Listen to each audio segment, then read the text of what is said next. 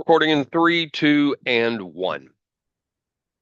Okay, this was requested by the bartender Jen, and she is totally right. This is gonna be fucking awesome. Well, here we go. Welcome to episode 222 of Nerdery Murdering. Big 222. I'm Zig with your nerdery. And I'm Jeffrey with your murder. Welcome to another week of the highs and lows, the ups and downs, the good and the bad, and the nerd and the murd. I have two birthdays to talk about. Even though we're far in the future, when we're recording this week, I want to say happy birthday to our very dedicated listener and former guestery, Brenda. Happy birthday Brenda! to Brenda. Happy birthday, Brenda. And the second birthday this week to Mr. Ziggy. It's his birthday this week. He's going to be Yay. 60. I'm gonna be Uh, 52! oh, I guess I got that wrong. Whatever, 60. whatever, Damn it. whatever. So happy birthday to both y'all. Brenda, like I said, has been a guest on the show multiple times. Oh, yeah, yeah. Yeah, 3 or 4 episodes. And She we gives me are, crap. I and like we it. are, we are her second favorite podcast. I actually think we're her first. Mhm. But But she can't say that. love you, It's Mike. love you, Mike. Yeah, that's Mike's wife. But yes, she's a very dedicated listener to the show. Very appreciate all the time she's been on. So very happy birthday. Um, We love you, Brenda. Absolutely. I tried watching that show Touching Evil. Uh-huh. It was a little slow to me and a Okay, little the American version or the British version? the American, the one with Jeffrey Donovan. Yeah. Plus the first episode made me feel like I was missing a whole episode because so there must have been a pilot that they weren't showing. Well, okay, so the story starts, he is coming back after being shot in the head. Right, right. And but the way they present it in that American version is like Uh-huh. you should have seen the episode where it happened. Yeah. Well, you And you it's eventually do, but it's in okay, pieces throughout the okay. series. Yeah, so it was interesting enough. I need to get back to it, but I'll say this about that. I didn't see the year that it came out, but this show looked like one of those that in the mm, mid early maybe late 90s, I can't remember, when you had these TV shows on late at night that were allowed to be a little more risque than during prime time, so a la Silk Stockings. That was Hmm. one I watched on a regular basis. I really like Silk Stockings. um but the format of the show, the way it was filmed, the cameras, everything reminded me just of those type of shows. And so I think, do you know if it was one of those? Well, okay, I know that this show was the main vehicle for Jeffrey Donovan before Burn uh Notice. Burn Notice. But I think most of the production company is the same production company. Interesting. Yeah. Yeah. Interesting. So, I but could yeah, see I that. think you're right. I think it's one of those ones where it was a basic cable show that was on kind of late. Not Um, basic cable. There was network because Silk Stockings was a network show, but they showed it like after the late night talk shows. yeah, like the British would show Yes, what they call post watershed. yes, yes. And so it kind of made me think of that. So I'll get back into it. I like Jeffrey Donovan. I really liked him in Burn Notice. I really liked him in Shut Eye. I was disappointed with RIPD 2. But he was in that. I think he's a really good actor. I love him. But like I said, Burn Notice is my favorite. I love him especially, because you have the greatness of Bruce Campbell in it. Um, so anyway, so I tried. We did finish The Night Manager. I don't remember if I told you about that or not. That's the uh Tom Huddleston and Oh yeah, nah yeah, yeah. ah Blackadder House. Oh, Hugh Laurie. Hugh Laurie. Yeah. It's really good. It's really good. I would definitely Is watch Hugh that. Laurie? Yeah, is Hugh Laurie playing an American or a British person in this? British. Oh, okay. So Yes, he's actually using his actual accent. Yes, he is very British, and he is evil, evil, evil, evil. Um, I would definitely give The Night Manager a watch. I'm anxiously awaiting season two on that. Then the other show we picked up that I'm thoroughly enjoying is Almost Paradise. Oh yeah, yeah. Another Dean Devlin, Dean uh, Devlin and Christian. Christian Kane. Yeah, Yeah, I'm very upset because it's already been canceled. It was two seasons and it didn't have the viewership. He is shopping for another service to pick it up because we're yeah. watching it on. Well, he got such a great deal from the Filipino government because they don't film a lot of stuff in the Philippines, and it takes place in the Philippines. It's Yes, actually yeah. filmed there. And honestly, Christian Kane and Dean Devlin like to go down there for a few months and work and play, which is Well, what they do. and what's funny, I like Christian Kane as an actor, but in everything I see him in, he's the same person. Yeah, He's the hitter. He was the hitter in Leverage when he was in the Librarians, even though he was supposed to be the super genius. He's still the hitter. And in here, he's a former DEA agent, and yeah, he's still the hitter. he's still the hitter. And it is very funny, but I like him in that role. He does very well in that role. So I hope they pick this up somewhere else. We're only in season one, but it's the reason I love the Dean Devlin shows is number one, they're very intriguing. They're good stories, but they're also fun to watch. They're kind of a little lighthearted, and Mhm. after just getting out of The Night Manager and Jack Ryan, we needed something a little more light. So I'm glad we came across that because it's The not. dialogue is very playful in all his shows. Yeah, absolutely. He's very playful in everything he does, and it's a lot more light toned and not as heavy as some of the shows we've been watching. So we needed to kind of get a break for a little bit. But Almost Paradise, highly recommended. Very good. I hope that Dean Devlin gets it picked up somewhere. I'm kind of curious if somewhere because I think we're halfway through season one, if there's going to be some Leverage guest stars, like the actor who plays Hardison. He seems to appear with Christian Kane a Oh, lot. oh my God, Yeah, I know. I can't remember his name. Alec. No, that's Hardison's first name. That's Alec. Yeah. Yeah. Oh my God. Yeah, I just drew a blank. Aldous Um, Hodge. Aldous Aldous Hodge. Hodge, yes, who was brilliant in Cross, by the way, on Prime.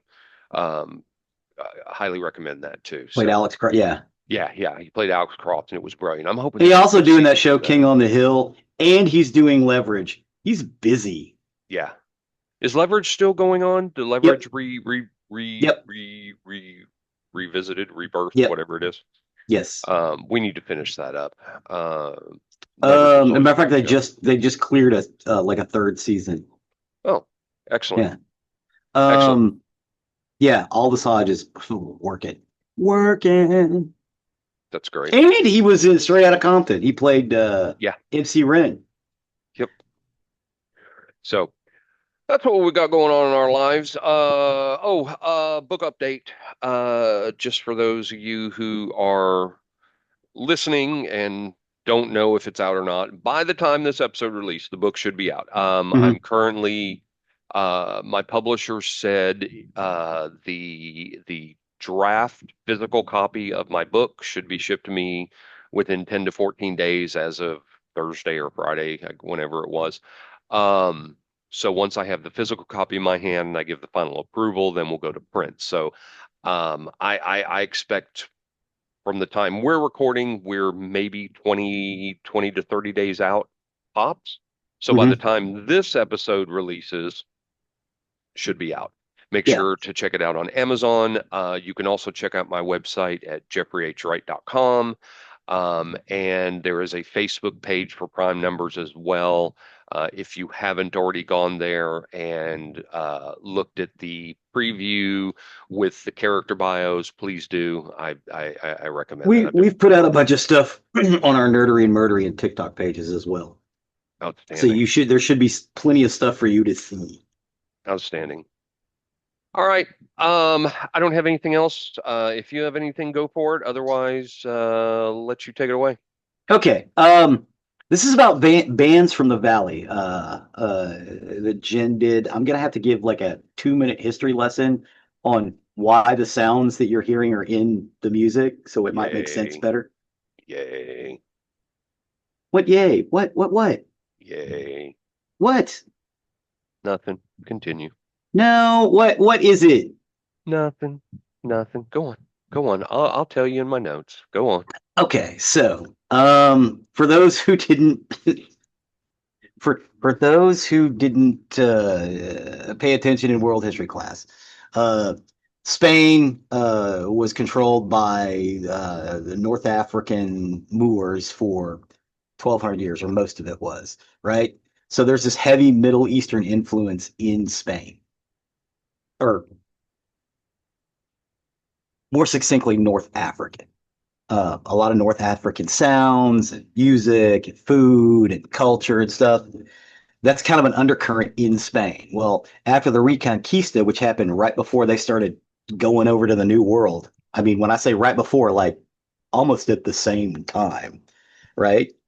Um, so a lot of those North African people became Spaniards in, a few years before they basically left to go to the New World. So a lot of, not necessarily the captains and the commanders and things like that, but the actual on the ground soldiers uh, who were going in were usually North African dudes because they could pick up a better time of it. It was a little less hard for them to make a go of it in the New World. Now, when they got there, they made a hard go of it for the people who were already there. But that's beside the point. The point I'm trying to make is that there's this Middle Eastern undercurrent in the music, in the food, and things like that when they get to Central, Central and South America and the Caribbean.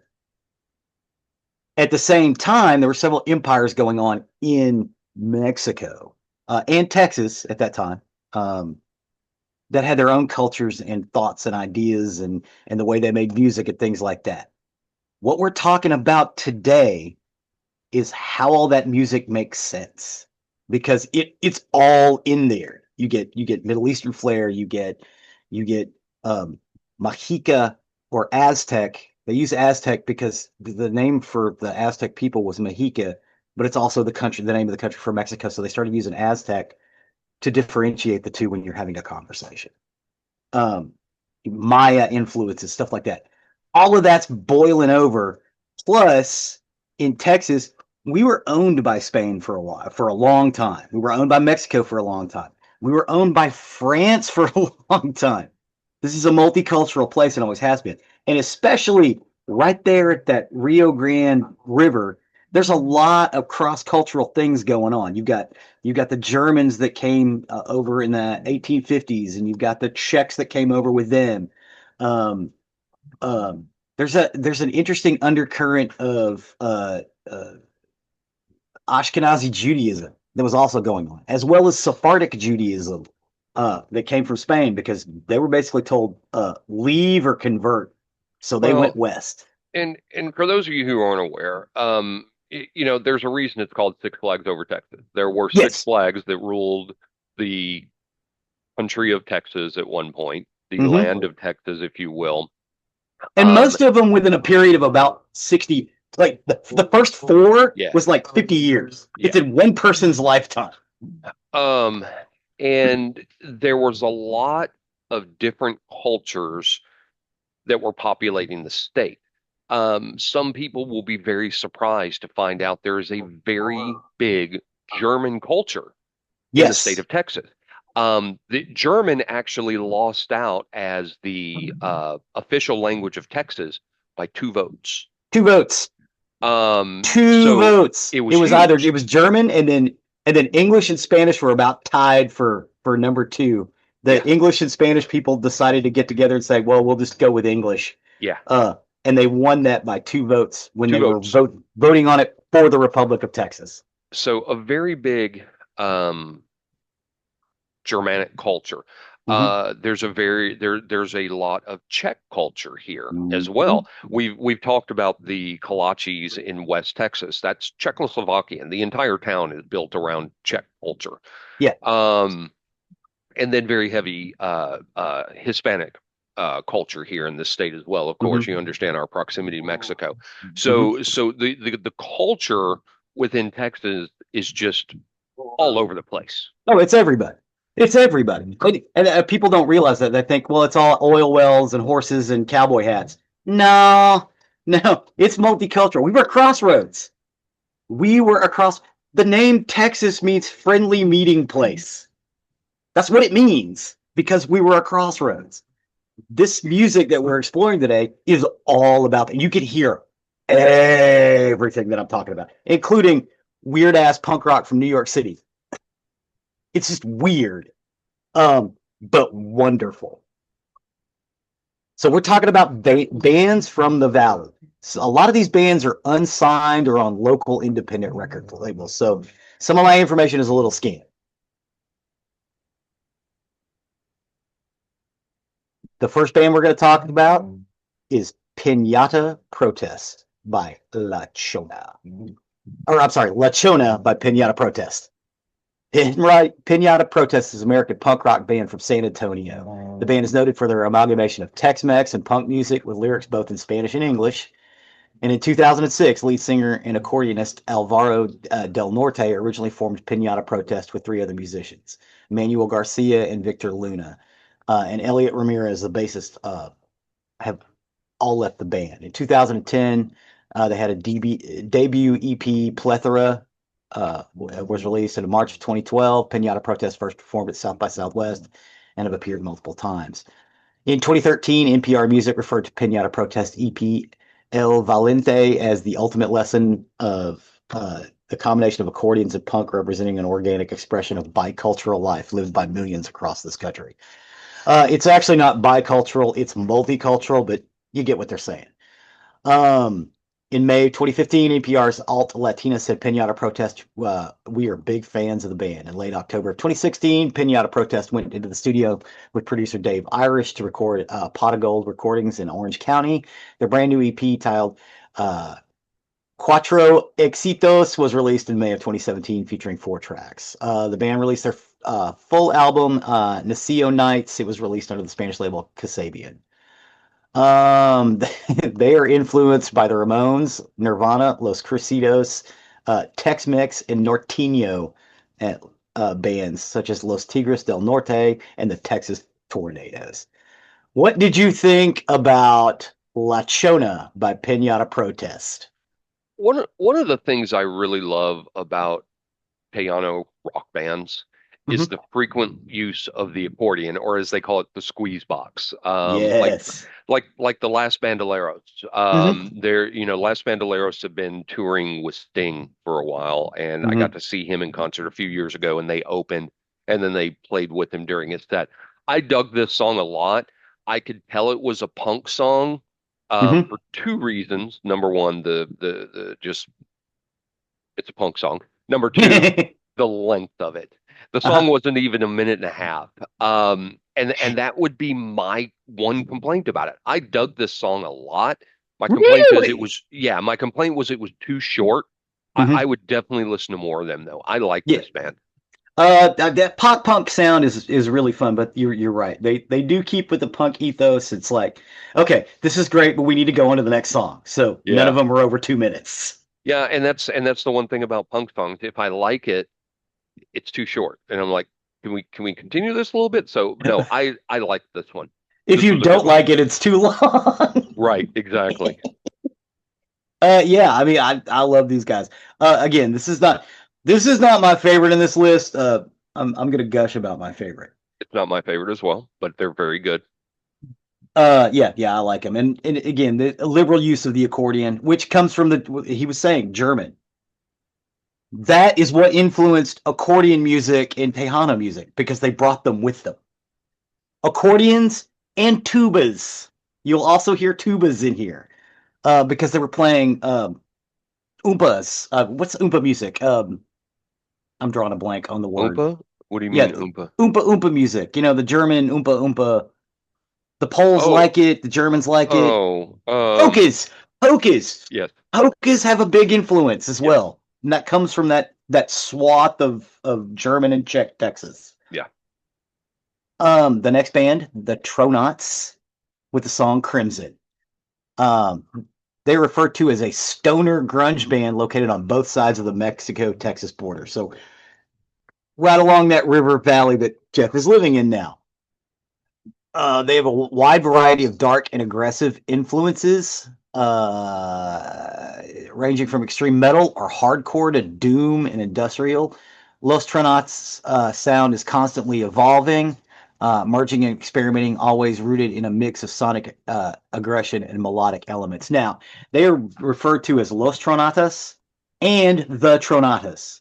So I'm not sure what the official name is. I think they use both interchangeably.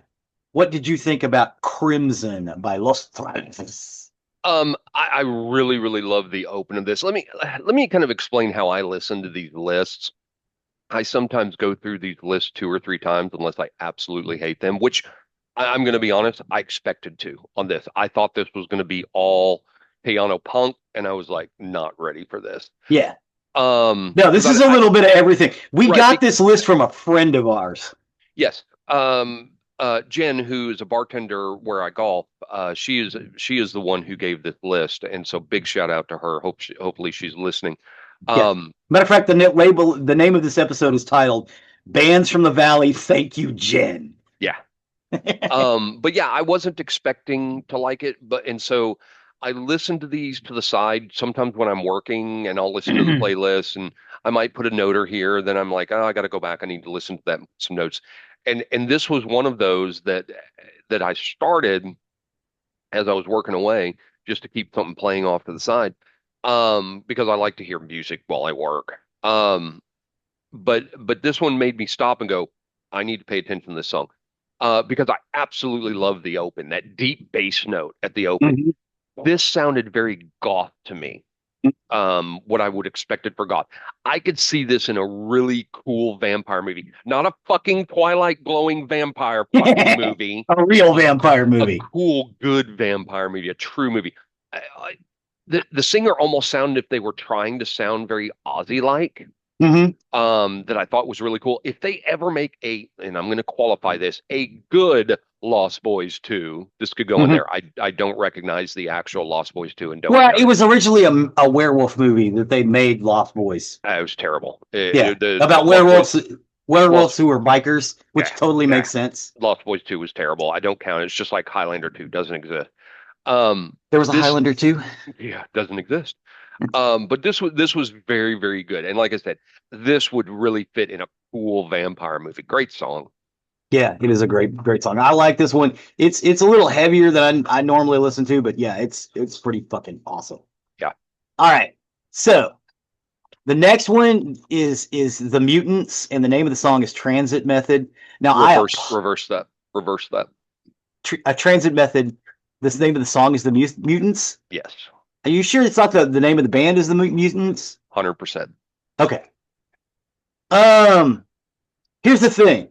The video I could find has like 4 songs in it. Cage the Beast, Paragon, Backlash, and Mutiny. Yep. Um, so you actually get 4 songs for the price of one. They are from Brownsville. They are very local. There's not a lot of information on them. You should go out and check their website, which I believe we have listed. But this video is fucking killer. But it's 4 songs, not one, because that's all I could find. But it's so good, I didn't want to cut it up. You know what I mean? It's just so good. It's them in their house playing basically a 4-song EP. So you should listen to the whole damn thing. What did you think about this particular tune or 4 tunes?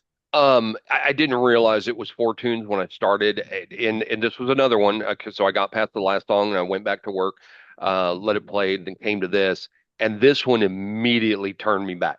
The the opening of this song fucking kicks ass. Yeah. The more I got into this song, the better I liked it. And I'm not going to say this lightly. This song was very Rush-like. Mm-hmm. And it was at that point when I was like, holy cow, this song is almost 12 minutes long. And I want to hear every second of it. Um, Nice. Halfway through the song, it just got better and better and better. And that's the point where I saw it was 4 different songs. And I cannot get over how much I like this song. I It's a did yeah. Mutants is the name of the 4-song EP. Correct. Now I got it. Okay. Yeah, and I'm about to get why I know 100% their name is Transit Method. I did not want this song to end. I liked this so much, I immediately turned over to Facebook and found them and started following them and then Uh-huh. reached out. They responded in 5 minutes. No shit. Yes, 5 minutes later, they responded. Hopefully, they're listening to the show about right now. You guys are Um, badass. Yeah, I told them about the show. I told them we were going to feature them on the show. And the person who responded to me, and I apologize because I don't think I got the name of who was responding to me. It was somebody from the band. Um, but they said I made their day by telling Oh, them how much I like the song, and I'm very happy to be talking about them because I cannot say enough. Listen to this song and listen to every single second. 12-minute song, go longer, go longer. yeah. I could listen Put to a this. fifth song in that EP, Oh buddy. my gosh, it is great. And I started listening to others of their stuff. This was my favorite song in the list. By far, this was my favorite song in the list. These guys are awesome. Yeah, Awesome.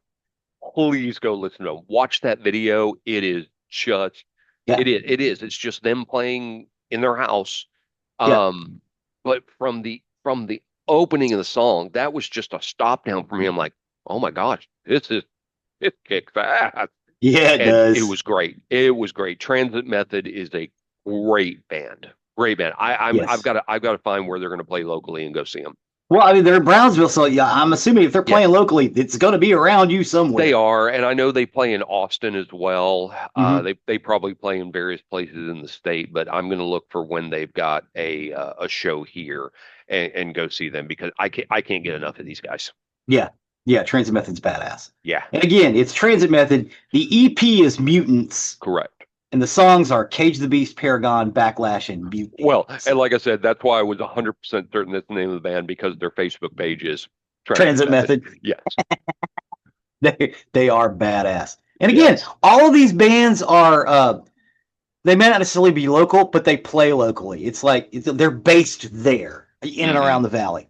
Hmm. Um, The Rio Grande Valley. It's the Rio Grande Valley. For those of you who are not familiar, because we didn't put it here at the beginning, it's the Rio Grande Valley, and it's the McAllen Brownsville area is what they yeah. call it because you've got McAllen, which is the big city down here, and then Brownsville would be next, and then all the little towns in between. Because I mean, you've got things like Mission, La Feria, Mercedes, Weslaco, Harlingen. Hmm. Uh, uh, San Benito.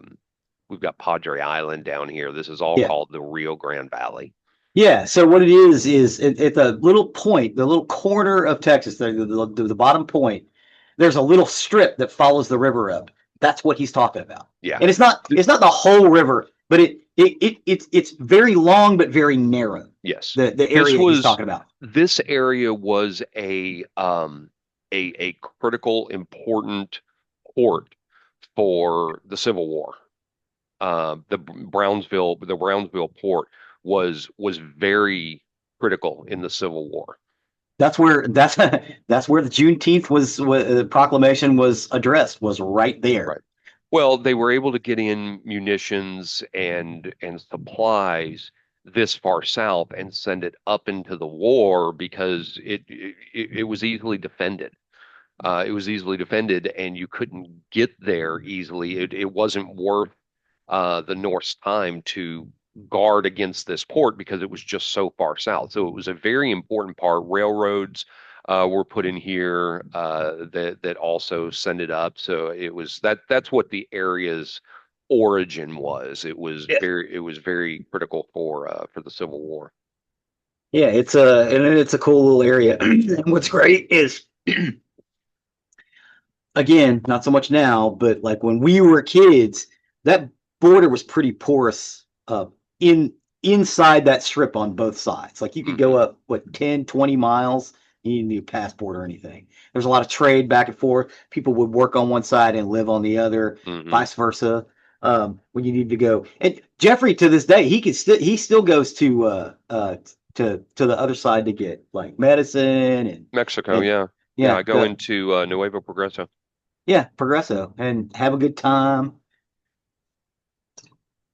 Enjoy the local flair. Hmm. Just but yeah, it's a cool place. And these guys, all of these bands are based in the area because, as he said, there's 100 little towns and cities, but they're all connected. So it's like a sprawl, a Hmm. narrow band on both sides, but it goes uh, east to west as opposed to north and south. Yeah, as you were if you were to travel from McAllen to Brownsville or vice versa, you're not going to have a lot of open areas. There's some because they're um up until I think last year we had sugar plantations here as well, but because of taxes, they unfortunately burned them all and have moved. But you That's how you don't. harvest sugar, man. No, no, no. They burnt them to the ground. No, that's how you harvest sugar. You're not understanding. They're After you done. chop the after you No, chop the I know. cane, you burn I the fields. no, I understand that because when they burned it here, we would have what we called black snow Uh huh. because it would be all over the place. No, no, no, no. Slagged it. They, Done. they They they so they burn it completely with the crop in the field Yes, and walked done. away. Yes, yes. Son of a bitch. Yeah, because of taxes, they've moved either back across the border or other places. Because we did have sugar plantations down here, but there was a big deal about this about a year ago. All the sugar plantations on this side of the border, at least, Mhm. gone, gone. And they Um, moved across on the other side or elsewhere. I don't through know the Louisiana. basis behind that. Maybe, but yeah, no, here gone. Not just burnt is what they do to harvest it. Yeah. Gone. No shit. Yeah, yeah. Um. But anyway, the point I was making from McAllen to Brownsville, Brownsville to McAllen, either way, you're not going to see a lot of open areas, although there are as you go further and further out from the highway. It's pretty much city the whole way. They're little cities, they're little tiny. Um, San Benito is one of those, for a perfect example. Rancho Viejo, that's another one I was thinking of, very tiny. A lot of them very like Rancho Viejo is very heavily what they call Mexican nationals that Hmm. run the city. Hmm. That's very heavily populated. You're going to see a lot of those little towns like that run that way here because we are a border town.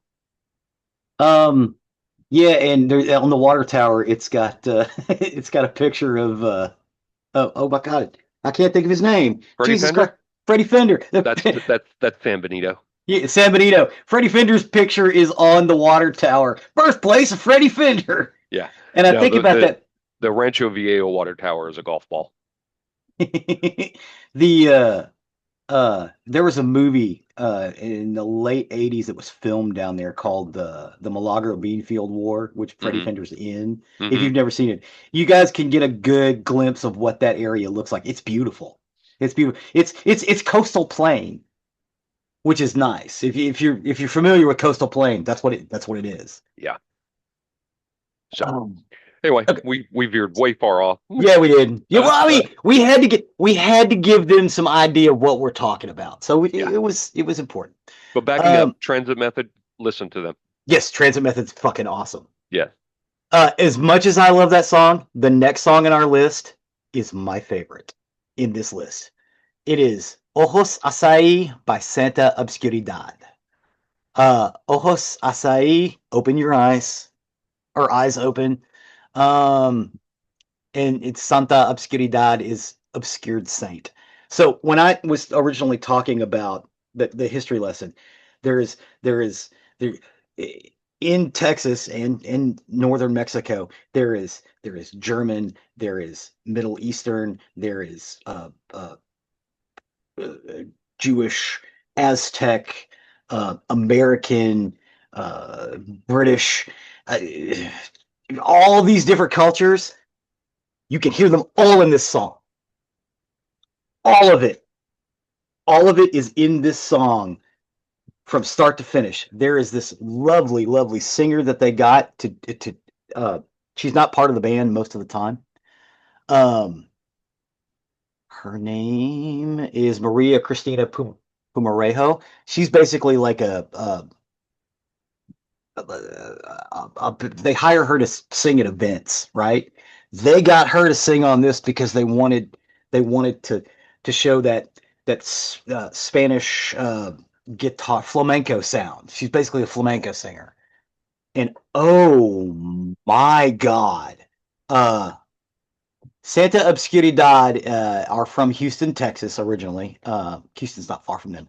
They are heavy metal. They basically like to center their songs around uh, society and life. They are independent. They are unsigned. They do produce their own thing. Santa Obscuridad is Spanish for holy darkness. Um, the band is Ray Solis, who's on bass, Jamie Rocio on drums, Larry Barragan on guitars, Rudy Roca on guitars, Juan Ramirez on vocals. They self-produced two albums, the eponymous one in 2019 and two in 2022.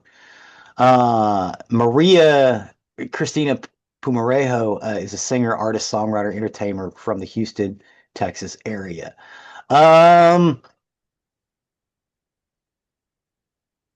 okay. You know when we say go ahead and just watch the video, just watch that. I cannot put into words what this is. It's everything. I'm relatively certain that somewhere in the background of this video there is a kitchen sink because everything else is in there. What did you think about Ojos Acai by Santa Obscuridad? So before I get into that, let me touch on a point. When Zig said Houston's not far from us, some of our people who are not in Texas that are listening I'm sorry. may have a misunderstanding of what not too far is. From here to Houston is almost 5 hours away. That's relatively close in the state of Texas. Yeah, Because yeah, that's not too far. some of our listeners in smaller states may think relatively close. Oh, it must be a half hour away. No, no, no. Almost 5 hours to Houston for me. Yeah, Oh, Austin is not too far away from me, and it's about 4 or 5 hours. right. Same with San Antonio. That's not that bad. So That's so one so stop. so we have a very different view of what close here. Jeffrey is Um, 8 hours away. 9. You can get here in 8. Yeah, You've gotta blow some speed limits pretty good, but you can get yeah, here in 8. It yeah. it it took me as long to get from here to Dallas Fort Worth as it did Mike and Brenda to travel from the St. Louis area to Dallas Fort Worth. Mhm. Yeah, Same they're on the distance. Illinois side in St. Louis. Same Um amount of time. so with that, Kids, there are parts of Texas that are closer to Canada than it is Mexico. yeah, yeah. Um I almost hated that transit method was where it was in the list because after transit method, I'm like, this takes me back to that first indie list we did with Still Corners, the Trip in it. Hmm. Nothing else could stand up to that song. Yeah, To this day, I love this song, and I really, really thought that's what we were going to have with Transit Method because I so like that song. yeah. So I was really kind of wondering, what's going to follow Transit Method, and I was very prepared to not be as enthralled Hmm. because of how good Transit Method was. I was very surprised. This band rocks. It's Tejano heavy metal. I never knew Uh-huh. such a thing existed. This was an awesome song, and It's absolutely agree. groovy metal, Watch, baby. absolutely agree. Watch the video. Watch the Yeah, video with it. yeah, because you get lots of Maria Cristina. You get a lot of pictures Yeah. of her basically in a black flamenco dress, twirling her skirt and just singing. And Hmm. she is, how do I say this? How do I say this in such a way that doesn't make me sound like a lecher? She she is uh, a vision. She's a vision from on high. There we go. I'll say it like that. She's a vision from on high. When she's singing, I understand why she has fans. Let's just say that. Are you stepping away from that? I'm letting you carry on. Giving me plenty of rope? Yep. Uh, Lovely. We'll just say lovely. Yeah, and these guys are hardcore. Now, she's not in all of their music. She did a couple of tunes with them, mostly this one. I wish she would do more with them because I like the juxtaposition of her voice and his voice and all of the metal in between. Yeah. But again, you get those Middle Eastern influences. You get those Mexica or Aztec influences. You get uh, Spanish and there's some American influences and just it's everything. It is everything you want in music is in this song. And it's a metal song and I fucking love it. Um and there's like a building march. It starts with a metal has a lot of march to it, but it Hmm. this is oh, it just builds. It's like, God damn. I found myself, when we first got this list, I found myself listening to this song over and over and over again and said it to some friends of mine. Hey, do you know about these guys? And it's like, whoa, whoa, whoa, where are these guys from? It's like, they're down in the valley. And they have fans up here now because of that. It's just like, oh my God, check it out. But I, again, would like to see more stuff done with So, Maria so, Christina. But she's got so her own career, so. you should do exactly what I did with Transit Method. Look them up on Facebook and message them. Let them know. Let them know Yeah. about this episode that's coming out and that they're featured in it because you feel so strongly. Oh That's yeah. exactly why I reached out to Transit Method because I felt exactly the same about that. I Yeah. had to know more about these people. I need to let more people know about that band. Yeah. They're badass. They're badass. Um okay. The next song in the list is by the Dolts. It's called In Propeller because the Dolts' big thing is they wear propeller hats. It is off of their album So-Called Free Thinkers. Actually, I think it's an EP. Uh, it is on Bandcamp. Uh, you can buy the album for $5. It's Propeller, Big Bastardly, Class Clown, I Mean I Am, Ideal Man, and Friend or Fucko. It was released on July 7th of 2024. Uh, the band they don't really have regular names. I think it's Matt Gosho and Landon Tuttle and Jeff Polon, but they refer to themselves as Big Bastard, Bad Breath, Mad Matt, and Mean Dean. Um, there is definitely a Dead Milkmen feel about this band. They are not from the area. That what I found about them, they were actually originally from like South Carolina, but they all moved to the Valley because they liked the music scene down there, and so that's where they're based. It is the Dolts, and the name of the song is In Propeller. What did you think about this? So I pulled this song up and I was like, Rio Grande Valley death metal? Are you kidding me? Uh huh. I'm not as much in death metal like this, but their Uh video huh. was pretty funny. I'm not really Mm-hmm. sure if that's what they were going for because it looks like they Oh, it might have been is. going for horror, but No, no, no. I think it's horror comedy. They're goofy. okay. Yeah. I guess for death metal it was okay. At least he wasn't screaming out of tune like so many I've heard. Oh no, This no. one, He screams in tune. yeah, this just wasn't for me. I'm not a big death metal Yeah. fan, but they were entertaining. They were entertaining enough. Yeah. I like them. I think they're funny. I bet their shows are fun because the whole thing with the beanies with the hats Hmm. with the little propellers, that's like their thing, and the big stupid um, oversized bow ties Hmm. and short pants. That's kind of what they do. So I bet they're a lot of fun. I mean, there's probably propeller hats being thrown out in shows. I don't think I'd mind seeing these guys. Although I might want earplugs because they do kind of hit it hard, real hard. The next band is Mars Overdrive with Leave It All Behind. They're a South Texas rock band formed in 2015 in Mission, Texas. They classify themselves as a rock band. Their style of music varies from song to song, making it difficult to pinpoint their exact music style. But like the lead singer, Marcelino, usually says, we have musical ADD and we seem to have a lot of colors in the Crayola box. He was a big fan and a good friend of the band, often described Mars Overdrive music as 70s influence with a 90s rock driving flair mixed with that special rock attitude that can only be found in South Texas. The band members of Mars Overdrive have been playing in different rock bands since the early 90s. They've each had their share of band from recording albums of the original music to playing hundreds of different venues all across the beautiful state of Texas, which is how they put it. And it wasn't until 2008 that Marcelino invited Hugo to join his new band and immediately began writing songs. On August 24th, 2017, Mars Overdrive released their debut album, In the Light of Day. This is the album with Beat My Soul. Um, to me, um, and this is Leave It All Behind is the name of the song we covered on this one. Um, to me, this song has a kind of a punkabilly sound to it, or this band has kind of a punkabilly sound to it. We have another one later on that has a real big punkabilly sound to it. I like these guys. These guys are right up my alley. I was curious as to know what you thought about Mars Overdrive.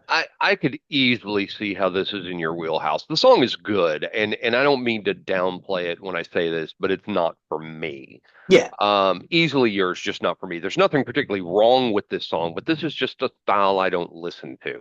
yeah, For someone who likes this style of music, I very much see how they would really like this song. It's just yeah, not mine, but they're like I said, the song is good, yeah. just not for me. Yeah, if you're into punkabilly, you're gonna dig these guys because Yeah, it's not exactly punkabilly, but it's got that feel on it.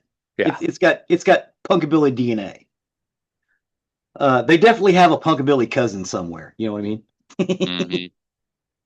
All right, the next band is a hardcore punk band. They are called the Terroristic. That's Terroristik Threat, and the name of the song is "What a Mess." They are from Raymondville, Texas, and they are straight up punk rock. There Wow, is not that's a lot Ray- out there about this band. They're all Raymond self-produced. Raymondville is tiny. That's interesting. Yeah, yeah, but apparently they play all over the valley, and most of the recordings we have of them are live. There was another band, an English band called Terroristic Threat, that spells it differently. That every time you go to look for these guys, they'll point you to that one. You got to dig to find them. But yeah, they are from Raymondville. I think this is one of the bands that Jenn goes and sees pretty regularly because from what she was telling me, they put on a pretty raucous show. What did you think about Terroristic Threat? Um, Again, not a song for me. And I was like, is this heavy metal or punk? We've done Yes. enough of these lists. I see the appeal to you, Mm-hmm. just not me. Thankfully, this was a short song. Yeah. I did not, to steal a phrase, I did not Steven skip through anything on any of this music, but this is just one that's not for me. Nice. That's fair. I didn't figure you'd dig this one. I dug the shit out of it. But I mean, again, I can only listen to so much hardcore punk anymore. I am not 18, 17, 18 years old. Uh, uh, uh, I am, as of next week, 52 years old. I do like a little bit of it, but I can't keep up because I want to jump around to it, and I can't. I can only jump around so long anymore.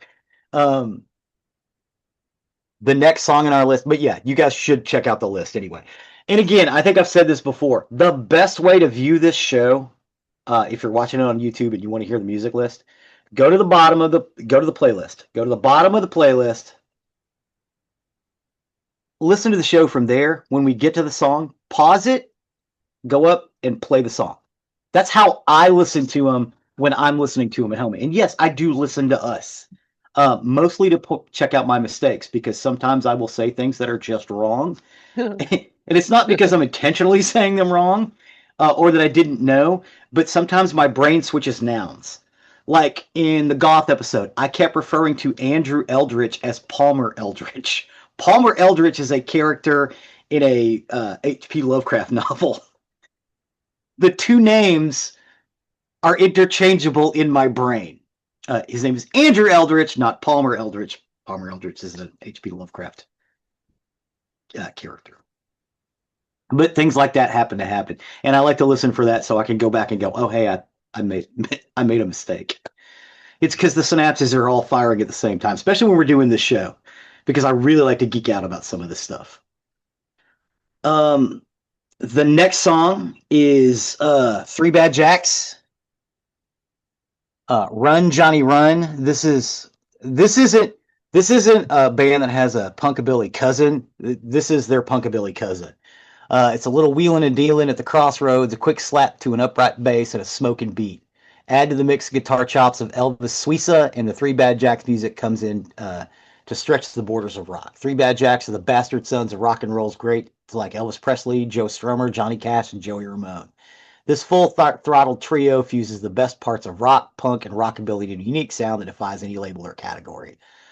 Three Bad Jacks have received a well-deserved reputation for a fantastic live show and supported their 1999 release, Made of Stone. So they've been going on since 1999. Most recent release, Crazy in the Head. The three releases, along with 20 separate T-shirt designs, stickers, and other merchandise, are strong sellers in traditional retail outlets and at shows. So they're like Ned's Atomic Dust Band. They can kind of they fund their rockabilly lifestyle by selling T-shirts and stickers and stuff. And I think they're real big in the rockabilly or punkabilly car community and stuff like that, and they play at those festivals. So that's a lot of fun there. They are a South Texas band. Um, I like them, but I'm a big fan of punkabilly. To me, this is what rock and roll is supposed to sound like. What do you think about Three Bad Jacks and Run Johnny Run? So it's funny that you said you really weren't sure what genre to put them in. Here, let me put them in a genre for you. I need to grab my phone real quick and make a Uh-huh. phone call. Uh-huh. Hey, Quentin Tarantino, do you need some music for your next movie? Here it is. Yeah. This song could have fit in just about any Tarantino movie and fit in with all the rest. I like this one a lot. Great, great, great song. And I would love for Tarantino to hear these people and go, yeah, this fits in one of my movies because it is. Yeah. It's perfect for it. It was a great song and really, really enjoyed this one. Yeah. Yeah. They've been going on for about 25, 26 years. And again, I hats off to them. They do really cool T-shirts and stuff like that. And that's what the people in this community, because it's a nerd out. Punkabilly is a big nerd out. You've got the music, you've got the cars, the hairstyles, they all do bowling and play cards and shoot Well, dice, smoke cigarettes, drink liquor, and it's just a whole thing. There's a and big thing here around it. here's what I think you ought to do, very honestly, um, with this entire list is find the Facebook for every one of these groups and reach Mm-hmm. out to them and let them know we featured them on the show because especially being local bands, I think that Mm-hmm. would mean a lot to them that they are getting their name out there more. Let them know we feature them on the show. Let them know the date this show is going to be released. Transit method, they said, hey, make sure to ping us and let us know the week it's coming out so we're reminded. I think you should do that with each one of these, especially as much as you really like this whole list. I Yeah, think you should do yeah. that. I like everything on this list. If you go and you follow their Facebook page, you'll most likely be able to contact them. Well, some of them I already have. Okay. um, the next band in the list is okay. So Jen gave me 9 songs. I had to add one to make it a 10th. This is the band I added. It is the Easy Band. Uh, they do a lot of Tejano covers. So they're kind of a party band. They are from Houston, Texas. Their story begins with Augustine, Jaime's father, who laid the foundation for the group's passion for music by singing on buses in Mexico, accompanied by Nacho on the accordion. Augustine would travel around Mexico playing music on buses to make a living and share their art with passengers. At the age of 17, Augustine learned to play the bajo sexto from Atalano Ochoa of Los Monta Montansis del Alamo, deepening his connection to the rich musical traditions that would later shape Easy Band. You're welcome. Montalban. Montalban. Montalban. Ricardo Montalban. He passed down his love for music to his family, shaping the path that led to the formation of the band. They were originally known as Viento Nortino, which is a style of music. The band was started by Augustine alongside Jaime's uncles, Nico and Kiko. So basically, it's a family band. Um, and they wanted to do play basically norteño, cumbia, and other stuff. They changed their name to the Easy Band Um, just because Viento Norteño is hard for some people to say. They're from Houston. They tour all over the world. They're mostly based in South Texas. They come up here a lot too. Um, but basically, they do indie covers. They've got a version of "Take on Me" that's also awesome. But it's a norteño or what we refer to as Tejano music. In Mexico, they call it norteño because it's north, and here we call it Tejano music. But basically, it's got the accordion, so you've got the oompa music. It's got that big bass guitar, which is what he was talking about, um, and other things. Plus, they also put in electric guitar and drums and violins. It's a mix of everything. And they covered the Smiths. It's This Charming Man, and I like as much as I like Johnny Marr's guitar work. This sounds great on an accordion. What did you think about This Charming Man by the Easy Band? Yeah, you just hit it because as soon as this song opened, I went, "Holy shit! This is a Hispanic cover of the Smiths with an accordion." Yeah, it I is. loved every single second of this song. I want more of these guys. And you talked about that Take on Me. I'm gonna find that because I want to hear that. This band was so much fun I follow these to guys on listen to. Facebook and on TikTok. Did you reach out to them? Yes. Okay. Did they respond? No. No. Okay. But these guys are busy. You know what I mean? Mm, They're about to break. They're gotcha. like when we were doing local indie bands a couple of years ago, Hmm. and I talked about Dexter and the Moon Rocks. Dexter and the Moon Rocks just broke. They're playing Gotcha. the Warp Tour this year. Uh, Uh, these did guys are these guys are yeah, they're busy. and they were good. This song was a ton of fun. I'm gonna definitely listen to more of them, especially knowing that I mean I didn't know that they did more covers than just this, and I just laughed thinking, oh my God, Ziggy found a cover band, a Tejano cover band of the Smiths. How Of the Smiths, appropriate. they do a lot of stuff like this. That's basically their bread and butter. They also do some traditional Tejano or Norteño music, Hmm. and some cumbias, uh, and it's just a smooth groove. They play a lot of like fairs and festivals and stuff too, because people just like them. Because you get that Tejano, and then they bust out with punctured bicycle on a hillside. And the guy can sing like a son bitch too. He's really good. That And was what's really great cool. is he'll sing it in English, and then he'll bust it out in a little Spanish and then come right back with English. Ah, yeah, I love these guys. This is the only band that I put in the list. All of the rest of this came from Jen, because she's following a lot of these guys because she's into that underground music scene. That's why she listens to our show because she's like, oh, cool, I like underground music. Um, and apparently, underground music is huge in the valley, and I had no idea until you moved down there. Like this is all news to me. I figured it was all stuff like an easy band.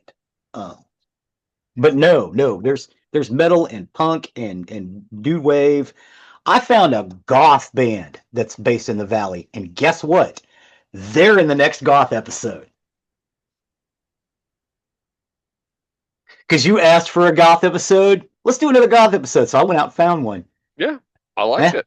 Yeah. I'm interested to hear more. I've got a ton of that in my list because of Yeah. that, and I Yeah. want to know more. Yeah. So we're doing a third goth episode as well as bands from the valley because these guys hit on both those criteria. Oh, before you get to the last one, I'll and I was going to save it for the end, but I'll say it right now while it's fresh in my head. I want a part two of this list. I want to hear more of Rio Grande Valley music because this list was really cool. Yeah. Yeah. And what's great is it's all stuff that you can go out and hear Yeah, for, yeah, uh, either 2 drinks or $10. right, right. You know? um, And I love locals like that are really good that you can, you hear them for, a few dollars. We had when we worked at the sports bar Sharky's in Fort Worth, Texas, years and years ago, on Friday and Saturday nights, we started having bands come in and most of them were local. And I'll give a shout out for Scorpio Entertainment, whatever his Scorpio. name was. He had a lot of really good acts that he managed and promoted. We had some really, really great local bands that came Yeah, we through in did. that bar. Um, uh, uh, what was that? Checkmate was a Checkmate was really, great. really good band. Quasi and the Motos, they were Quasi and the great. Motos was really good. Professor D and the Play School, they were great. Well, but they were a little bigger than Yeah. local. Yeah, Professor we D and the had Play Joaquin School. Carrasco too play. Yeah, yeah, had that at one point. What was the name of the group that always opened with Subdivisions? 'Cause I really liked them. Oh, I hate that I'm forgetting their name right now. We also had that one band that was really into metal, Vengeance. I didn't care for them. I didn't, yeah, I wasn't real big in them. Yeah, they But played there a lot. but anyway, They were good. yeah, It just wasn't my scene. no. Whatever local band that was that I mean they opened Yeah. every single show with With Subdivisions, subdivisions. which was really cool. We had a lot of local acts that came through there, and we charged like a $5 cover, maybe it was $10. I can't No, it was remember which. $5. It was five This bucks. was in the 90s, and you got in for $5. The drinks were cheap on top of that, and had a really good time with some local band. And I liked, And had good cheap burgers too. And yeah, nachos. yeah. But I liked these local bands and getting them debut or not debuted, but getting them showcased in this club and getting their name out there. And I love that for these groups as well. Which is why I want another one of these lists. I want to know more about the local bands and hear more of the local music. But I love bands like this that are just they're doing that local circuit, the little small bars, the little small venues with a dirt cheap fee to get in and some cheap Hmm. drinks, just going in there and playing their ass off. So anyway, Yeah.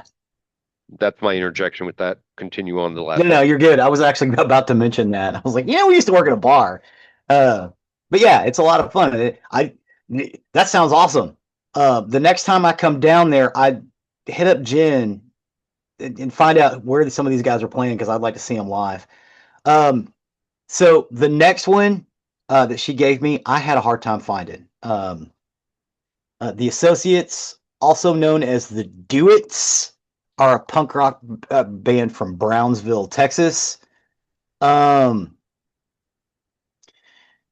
the YouTube is listed as the Associates. They're also called the Duets. I think it's actually two bands, but it's got the same members in them, so they kind of go back and forth, which is not uncommon. And this is a punk rock band in punk rock. The name of this song is "The Mutant Kid from Brownsville, Texas." Um, I love this song. This song sounds like what I was hearing in 1989 on the west side of Fort Worth, Texas. This song reminds me of being a teenager in 1989, which is why I love it. Um, I don't think Jeffrey's necessarily gonna love this one because it's a little punky. But when I'm talking about local high energy, angry young punk rock, this is what I need. This is what I'm talking about. This is what the Toadies used to sound like. This is what this is what I'm talking about. And I don't hear this that often. Because usually by the time these guys were able to record, their sound got cleaned up. You don't hear it like this. This is not a great recording, but it's as good as I could find. What did you think about the Mutant Kid from Brownsville? You were right. Did not like this one. Way too punk for me. You talked about 89 listen to music. This band made me think of that band in that bar in Austin we went to that one time. Oh yeah, I love those guys. I know you did. I And that's what I'm saying. This sounded exactly like it. I didn't was like we that. we'd moved all day and it was 100 degrees and I was so tired, but I wanted to dance. So I just got as close as I could in my chair and drank some beer and was hopping up and down in my chair, which was a I bicycle seat. I didn't like that band. I didn't like this band. It's not my flavor of music. That being said, I easily see why you like it. It fits right in with your shit. Yes. It's perfect for you. It's not for me. That heavy punk sound is just not my flavor. Not your Um, flavor. but it's yours, and that's great. So I'm glad that you're highlighting them because like I said, I think that's very important with these local bands. I think going forward, Hmm. anytime we do an indie list, anytime we do a local thing from whatever city, whatever area, I would love to have a part two on this. I think part of that broadcast is we reach out to every one of these bands and let them know, hey, we're featuring you on our show, loved your Hmm. stuff, blah, blah, blah. So um some of these guys, I want a whole new list with a whole new list of RGV bands because I'd like to know some of these guys in this list. I'm going to keep a look for shows, and I'm going to go to one because this was a good list. I enjoyed this a lot. I liked more than half of the music on here and had a lot of fun with Yeah. some of them. So some really good stuff in here. So Jen, thank you for giving us this list. I was not expecting to like this list, and I really did. Thank you, Jen. This was exceptional. Again, I only added one, Yeah, and it was the easy band. Everybody else was Jen's list. yeah. No, great music, great music. I want a part two of this list for sure. Okay. Cool. Thank you for that. I appreciate it. Sure. With that, we could step over to the murdery side of the Murder. aisle. For today, I got my information off CBS News, Wikipedia, People, and the Austin American Statesman. So we're going to stay in Texas with the yogurt shop murders. The yogurt shop murders? You've never heard of this. This was huge. Huge, huge, huge. Wait, is this why I can't believe it's not yogurt closed? Yep. Yep. Okay, I knew there was something, but I don't. Somewhere in the back of my mind, I'm kind of remembering. Yep. Okay. At least in Austin, Texas. I don't know if they're closed nationwide, but yeah, in Austin, Texas for sure. So this was December 6th, 1991. 17-year-old Eliza Thomas, 13-year-old Amy Ayers, and two sisters, 17-year-old Jennifer Harbison and 15-year-old Sarah Harbison, were found gagged, tied up with their own clothing, and shot in the head in an I can't believe it's yogurt shop in Austin, Texas. Whoever was responsible also set the shop on fire, compromising much of the evidence. Both Eliza and Jennifer had been working at the yogurt shop that night. They were getting ready to close when Jennifer's sister Sarah and their friend Amy met them there to head home. Approximately 1 hour before closing time, a man who tried to hustle customers in his line was permitted to use the bathroom in the back. He took a very long time and very possibly may have jammed the rear door open. There was a couple who left the shop shortly before 11 p.m., and Jennifer then locked the front door to prevent more customers from entering, and then reported seeing two men, or the couple who left reported seeing two men at the table who were acting strangely. The so-called yogurt shop murders is, to this day, one of Austin's most heinous crimes, though the details of the cold case may have become hazy in the city's memory. Shortly before midnight on the 6th, the patrolman from the Austin Police Department noticed a fire coming from the I Can't Believe It's yogurt shop, reported it to his dispatcher, and after the fire was extinguished, firefighters discovered four nude bodies. Each had been shot in the head execution style with a .22 caliber bullet. Sarah, Eliza, and Jennifer were all gagged and bound with their own underwear, and all three had been severely charred and shot in the back of the head. And at least one of them had been raped. There was a .22 and a .380 that were used to commit the murders. The perpetrator most likely exited through the back door, again, that was found unlocked. Um, However, unlike the others, Amy's body was found in a separate part of the shop, and she was not charred, but she had received second and very early third-degree burns on 20 to 25% of her body. She was found with a sock-like cloth around her neck. She had been shot the same as the others. However, the bullet had missed her brain.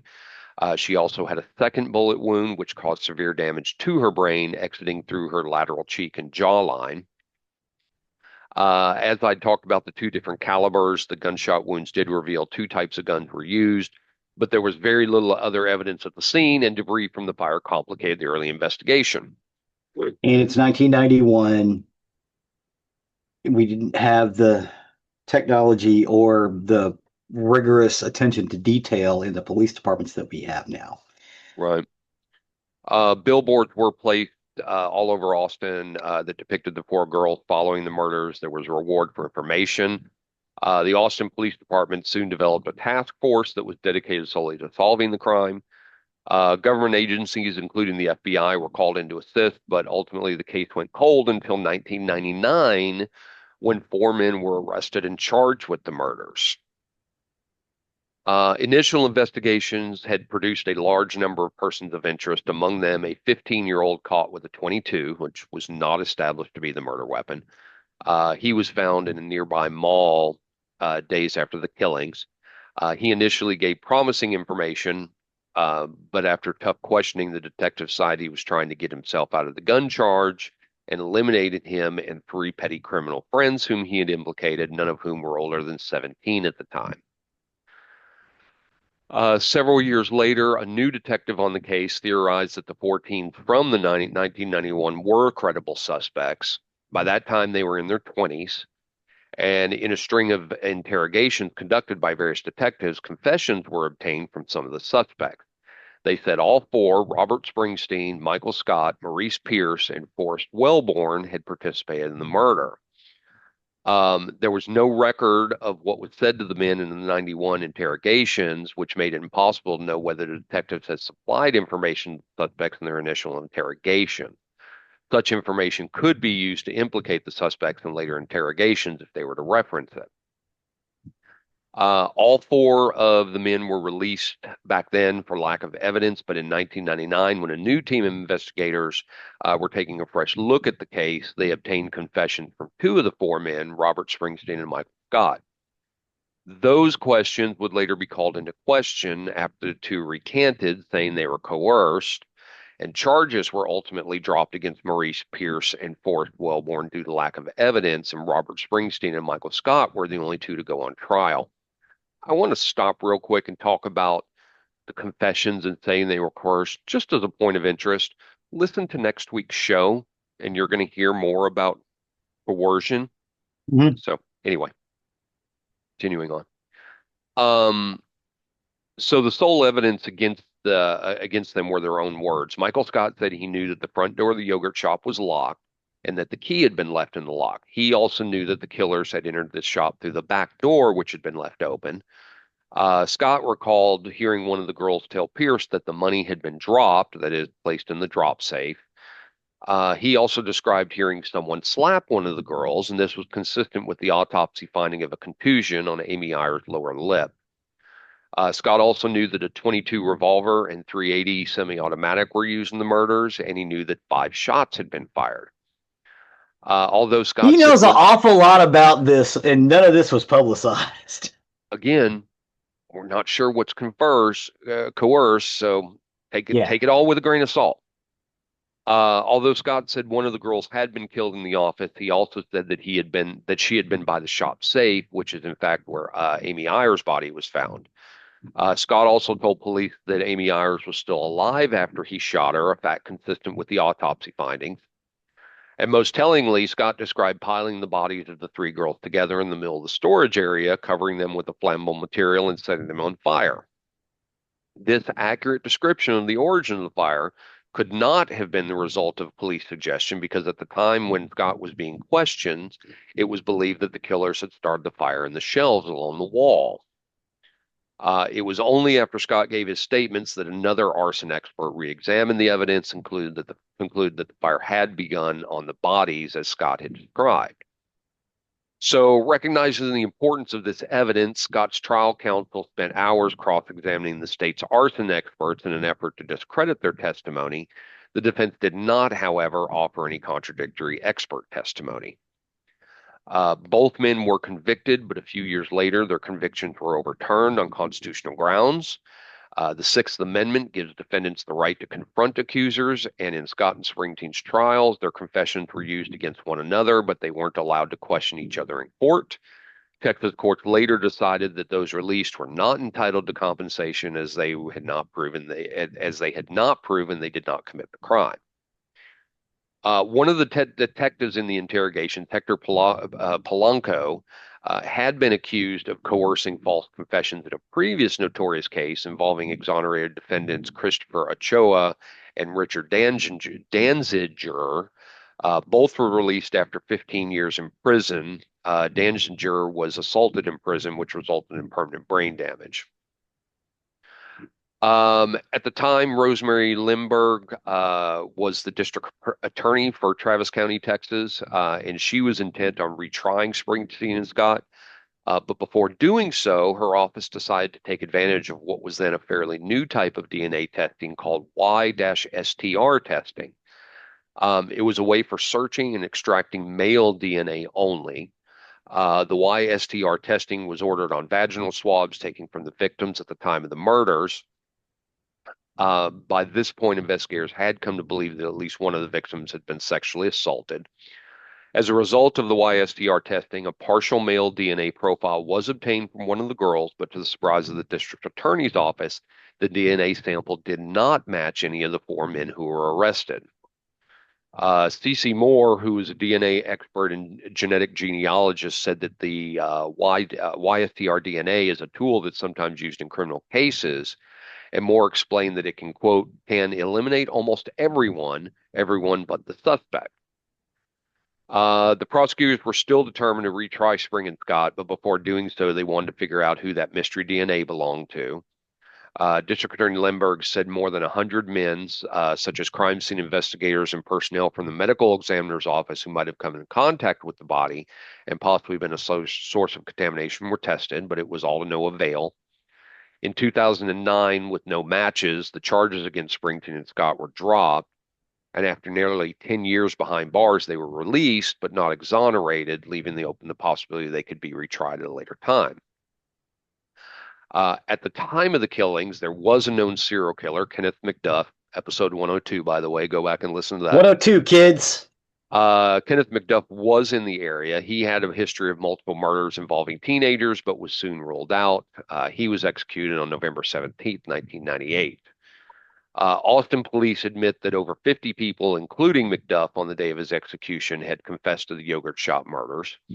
A confession in 1992 by two Mexican nationals held by Mexican authorities was soon disputed and finally ruled false. On December 23rd, 2010, Austin police officer Frank Wilson and his rookie partner, Bradley Smith, conducted a traffic stop on a vehicle driven by Maurice Pierce, one of the men, in a northern part of the city. After a brief foot pursuit, Pierce struggled with Wilson before removing a knife from his belt and stabbing Wilson in the neck. Wilson survived his injuries, but he subsequently pulled out his gun and shot and killed Pierce. For years, officials have been trying to track down the source of the mystery DNA. And then in 2017, an Austin police investigator searched a public online DNA database used for population studies to see if he could get a hit. And unbelievably, he did, which seemed to be the most promising lead in years, but there was a problem. The seemingly matching sample in the public database had been submitted anonymously by the FBI and had no name attached to it. When officials in Austin contacted the FBI in an effort to get a name, the FBI would not provide it, citing privacy laws. So frustrated, city officials reached out to U.S. Congressman Michael McCall, who is from Austin, for help. The FBI won't give us this. Hey, let's call the congressman. Right. Oh no. Well, McCall pressed the FBI. He learned that in early 2020, the FBI agreed to work with the Austin Police Department to see if further testing could be done on that YD. Are you there? Yeah, I Did I lost you lose for you? a second. Yeah. I'm here. Yeah. 2020, they agreed to work with the Austin Police Department, the FBI did, to see if further testing could be done on that YSTR DNA from the crime scene. Initially, the sample from the crime scene was not very detailed and only had 16 markers, but more advanced testing in 2020 came up with an additional 9 markers, bringing the total marker count to 25. However, this more advanced testing revealed that the sample from the crime scene no longer proved to be a match to the sample in the public DNA database. And in a letter to Congressman McCall, the FBI explained the new results, quote, conclusively exclude the male donor of the FBI's sample. As such, the FBI YSTR profile is not an investigative lead. Still, McCall says that he and Austin officials will not rest. The FBI wouldn't release it because they already knew that it wasn't him because they'd already run the profile. Right, right. Well, they Yeah, knew they they were already run it. They know. well, and they talked about that. That's privacy laws. They Yeah, know it. They knew it wasn't it, so they wouldn't yeah, release it. That yeah, they said as much. yeah. Um, McCall and the Austin officials have said they will not rest till they determine who the DNA from the crime scene belongs to. According to McCall, some of the actual YSTR DNA from the sample found on the victim in the yogurt shop case still exists. He said, quote, it's very limited, and that's why we're waiting for science to improve on this because there's very little left. Understand with DNA, you only have so much you can do with it. Every time you take a sample, that's one less time you can Hmm. sample that evidence, and you will run out. Hmm. Um, with DNA research advancing so quickly, McCall does hope that one day the sample of DNA obtained over 30 years ago will finally solve the case. On December 2021, the House Judiciary Committee passed legislation from Michael Call, giving the families of cold case victims the opportunity to petition the federal government to re-examine cases older than 3 years. On February 5th, 2022, it was announced that advanced DNA technology was bringing investigators closer than ever to solving the crime. There was a Y chromosome match for the perpetrator. DNA had been found in a research database of the FBI, but it has declined to reveal the identity of the man by anonymity for donors. And because thousands of men could bear this fragment of DNA, which is unable to identify individual. These murders were the subject of Beverly Lowery's 2016 nonfiction book, Who Killed These Girls? Cold Case, The Yogurt Shop Murders. Corey Mitchell's 2016 nonfiction book, Murdered Innocents, and the novel See How Small by Scott Blackwood. The reason I decided to do this is I was going through channels finding something to watch. I saw that on HBO, a four-part documentary called The Yogurt Shop Murders was released in 2025. I've known about this case for many, many, many, many years. I've had it on my list, but I saw that documentary. I'm like, yeah, I need to cover that. Yeah. It's a really, really good documentary. I highly recommend watching it if you want to get a whole lot of details into this case, even more than I've done. It's a very, very good documentary. If you have any information related to the yogurt shop murders in Austin, you should contact the Austin Police Department Cold Case Unit as they are still investigating the case. If you have any tips, you could submit them through their official website or contact the department directly. The APD's Homicide Cold Case Unit can be reached at 512 974 5210, or you can call 512 472 TIPS. That's 8477. And that's the case of the Austin yogurt shop murder. Well, thank you, sir. I've always found this case very fascinating from the first time I heard it. Like I said, I guarantee I've known about this story since before we even started the podcast. Nice. It's very Yeah, famous. when you started talking about it, I remember it, and then I remember, oh yeah, something bad happened, and that's why Yeah. all the shops closed down. They don't exist anymore. But like before TCBY came into hmm Texas, hmm this was our frozen yogurt shop. Yeah. I can't They were believe giving yogurt was Baskin and ever. Robbins and like Brahms a run for their money. And I But mean, I don't know that this was the catalyst for them closing down. But it had, in the early '90s, there was something. I remember there was something bad happened because a friend of mine had his mom uh, owned a franchise, and eventually she had to, I think, either switch over to TCBY and sell out, but it's because the company itself was imploding. And this would have been like '93, but it had to do with it. She didn't have to close the franchise because she wasn't making money.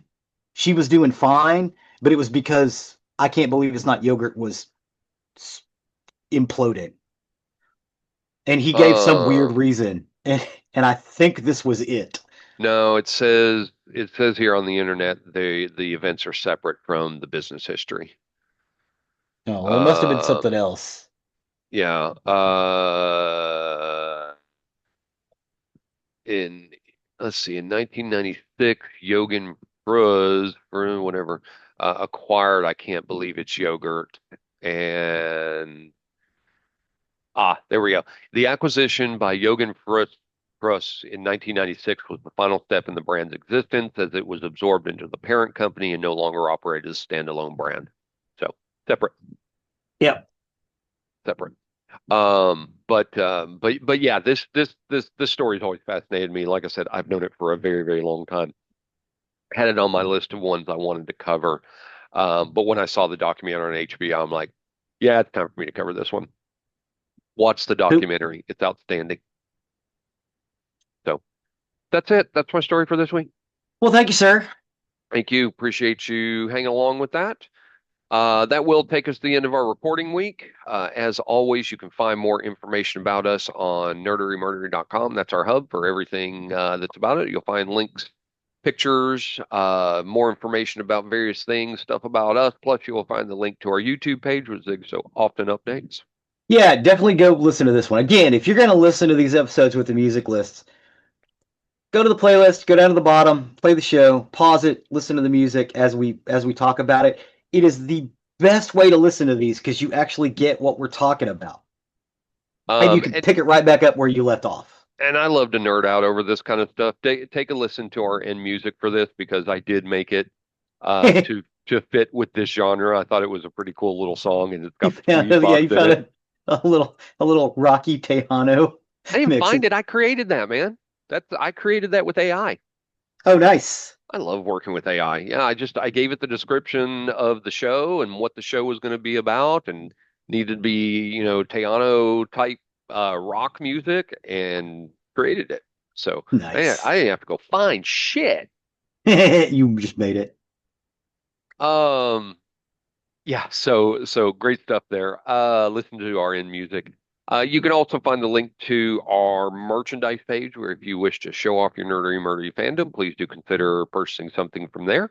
You'll also find the link to our Patreon. Our patrons, along with our merchandise, do go with the costs that are associated with the show. It costs to keep us in the air and keep our uploads and our storage and our website and everything that goes along with that. It does not go to provide for fabulous vacations and Lamborghinis and Ferraris and trips around the world. We do I this just, wish. I do too. We do this to keep on the air, so those donations do help that with that. We do appreciate each and every one of you. Please and thank you. Please and thank you. Don't forget to leave a 5-star review wherever you can. It really helps us, helps others find our content that may be looking for the information we discuss. Please don't forget to check out my Prime Numbers Facebook page. Check out the book. I do expect it'll be released by the time this episode's out. Please check it out. It was a labor of love for me, and I had a great time writing it. And I am currently working on the sequel.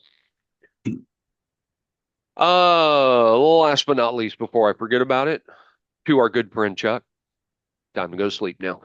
Good night, Chuck. Good night, Chuck. With that, I have been Zig with your nerdery. and I'm Jeffrey with your murdering. Cue the music.